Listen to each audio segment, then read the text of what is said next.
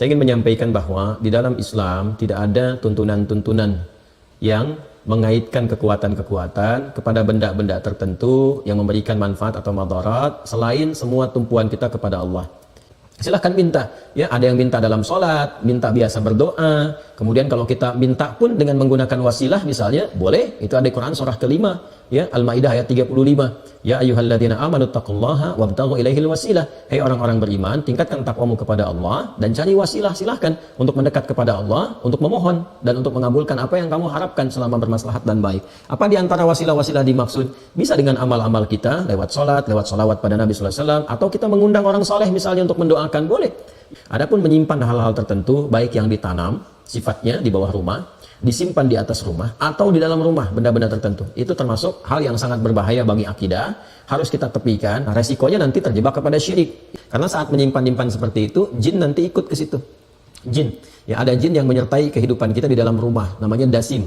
Dasim itu setan rumah, ya, jin pengganggu dari kalangan setan, ya, setannya dari kalangan jin, sebutannya dasim. Ya, memang mengganggu di sekitaran rumah. Dia bisa menciptakan konflik antara suami istri. Itu di surah kedua Al-Baqarah di ayat yang ke-102.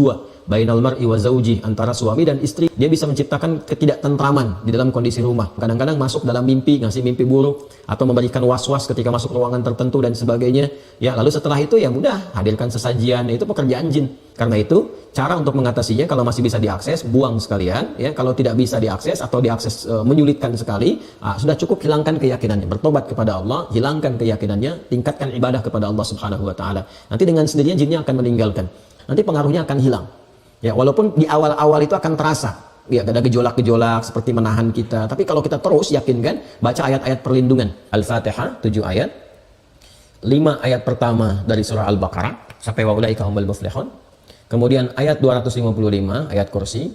Kemudian selanjutnya yang keempat, akhir ayat Al-Baqarah, ayat 286. Dan yang kelima bagian terakhir, 3 surah terakhir dalam Al-Quran. Al-Ikhlas, Al-Falaq, An-Nas. Nah, kalau kita konsisten melatih dengan itu, baca, jadikan zikir kita, kalau terjebak pada yang seperti tadi, pengaruh-pengaruh dan sebagainya, nah itu Allah akan mengangkat. Ya, pengaruh-pengaruh jin tadi, pengaruh-pengaruh yang tidak baik, was-was, ketakutan, ada ini, itu diangkat oleh Allah, diganti dengan penanaman tauhid, kekuatan-kekuatan Rabbani, namanya kekuatan Rabbaniyah, tanamkan pada jiwa kita, sehingga yang tadi itu hilang. Nah, mengangkat sesuatu dari dalam diri kita dan mengganti dengan baiknya, itu yang disebut ruqyah namanya. Karena itu 5 bagian tadi disebut dengan ayat-ayat ruqyah atau surah-surah ruqyah.